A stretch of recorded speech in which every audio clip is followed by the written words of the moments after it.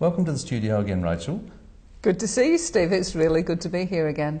Now, you've written this brilliant book called How to Be a Brilliant MC. Tell me more about that. Well, the reason that I've written the book is so many people get invited to be an MC at the last minute and have no idea what to do. And yet being an MC is absolutely essential for an event, because an MC can make or break the success of a wedding or a product launch or a business conference. If you're really good and you have the audience eating out of your hand, it makes up for anything else that can go wrong. But if you're boring, it's so deadly. So that's why the book's there, to help you be brilliant, even if you've only got a few days' notice. Well, isn't the MC just meant to announce who's speaking and tell people where the toilets are? That's what people think. There's so much more to being an MC. So part of it is that you're responsible for the flow and energy of the event. So that means that if something goes wrong, you as the MC have to cover it, so the guests don't know that the wedding cake hasn't arrived, for instance, or that in a business conference the audience don't realise that the speaker's late, because the MC is just filling all the space beautifully and keeping the whole flow of the event running smoothly. That's so important. I have to say, I've been to plenty of events where that's been done badly and people are wondering what's going on, and so nobody's really taking control of that. So this is something the MC has to do, yeah? Oh yeah, the MC's in control of what happens, and they have to be monitoring everything that's happening, and they have to prepare really, really well to make sure they know what is supposed to be happening. So they need to go and interview the bride and groom, for instance, or the organizer of the conference, and to find out what's supposed to happen. They need to go and collect stories about people in the audience or about the speakers, so that if they suddenly have to fill, they can tell an extra story or tell an extra joke. And by the way, if you get the book, you get a whole set of free jokes with it, especially for weddings, or we've got some birthday ones as well. Oh, excellent, because so many people come along with these awful jokes at weddings, so I assume these are really good ones. Oh no, I didn't say they weren't awful. So you have to be really careful with jokes, because they often can offend people, even if they don't offend you. And at some events, especially like a wedding, you get such a wide variety of people on the guests. You get the elderly aunt and then the mates from the football club, and you have to be able to tell stories and entertain in a way that keeps all of them happy, so that you don't offend. And so it is even with a conference and seminar or product launch. You never know who's actually there. So I often say, actually just stay away from jokes, but collect stories, personal stories against yourself, of silly things that you've done, or of your corporation and the historic milestones, but silly things that people did on the way, or how the bride and groom met. Stories can really be invaluable for an MC. So if you do nothing else, start collecting some suitable stories for the event.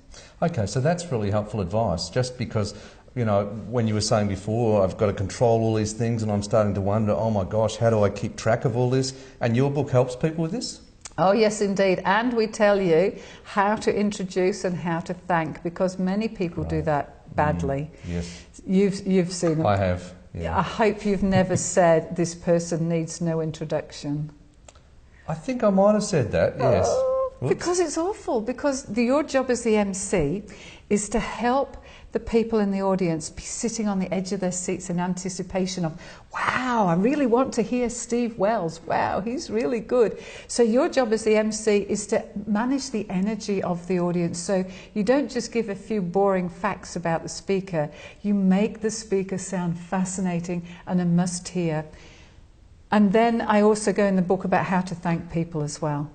Okay, now do you cover all different types of events? Have you got specifics for all of those? Yeah, we've got a whole special section just for weddings, but also all the rest fits every event. So if you're thanking a speaker at a business conference, the same principles apply as if you're thanking the bride or thanking the groom's father.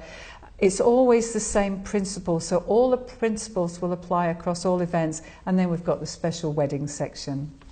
Okay, so if I am a budding MC, what else do I need to know? Oh, well, there's lots and lots to know, but more than anything that you need to prepare. You need to know what to prepare, and we go through all the steps of preparation in the book. There's an example running sheet in the book. It tells you step by step what you need to know to be a great MC, Steve. So there is hope for you. If you just read the book, you might be able to be a brilliant MC. I think I might need it for sure, Rachel, because I've emceed events before, but I basically made it up as I went along, and I think that's what most people do. And it can fall in a heap. Not a good idea. I'd much rather you read the book. I think the great thing is also you're telling me that you're not just going to tell me what to do, you're going to tell me what not to do, so I can avoid some of those really clangy kind of mistakes that people make. Yeah. We don't want you to be boring at all. So just read the book, read all the chapters, and then apply it to your particular event, and you'll be fine, Steve. All right, so where do people get your book?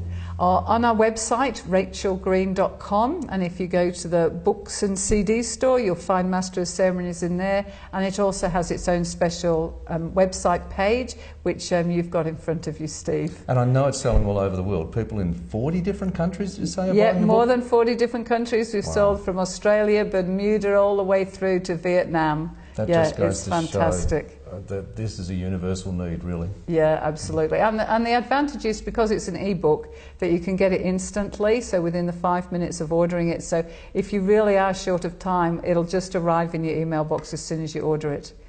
So if I've got a wedding this weekend, I'm going to get on there now. Yeah, absolutely. It'll be fine. Just read it. We get lots of really great feedback saying, thank goodness I got your book. I didn't know what to do, and it was Thursday night and the wedding was on Saturday. I read it and did what you said, and it all went really well. So the testimonials are on the site.